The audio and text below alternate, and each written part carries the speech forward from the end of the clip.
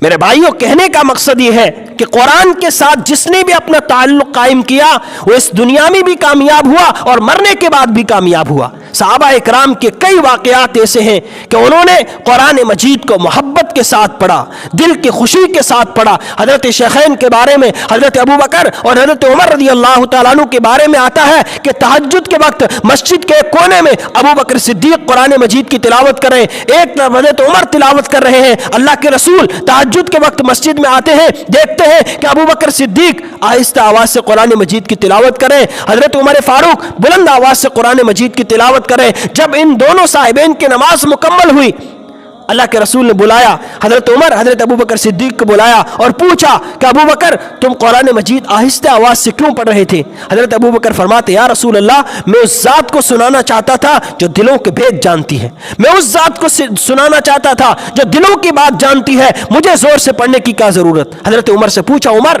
تم بلند آواز سے قرآن مجید کی تلاوت کیوں کر رہے تھے؟ حضرت عمر فرماتے ہیں یا رسول اللہ، میں سوئے ہوئے لوگوں کو جگا رہا تھا اور شیطان کو بھگا رہا تھا۔ جو لوگ اس تہجد کے وقت میں سردیوں کے لمبی لمبی راتوں میں سوئے ہوئے ہیں، میں ان کو جگا رہا تھا کہ اٹھو نماز کا وقت ہو گیا ہے، اور شیطان کو بھگا رہا تھا۔ اندازہ لگاؤ صحابہ اکرام کو قرآن کے ساتھ کیسی محبت تھی، کیا قرآن کے ساتھ تعلق تھا۔ ایک بلند آواز سے پڑھ رہا ہے، ایک آہستہ آواز سے پڑھ رہا ہے، اور بتا کیا رہے ہیں کہ ہم قرآن آہستہ اس لیے پڑھ رہا ہوں کہ میرا اللہ دلوں کے بھید سنتا ہے، وہ آہستہ آواز بھی سن لے گا۔ دوسرے صحابی کہتے ہیں کہ میں بلند آواز سے اس لیے پڑھ رہا ہوں تاکہ سوئے ہوئے لوگوں کو جگا دو اور شیطان کو بھگا دو۔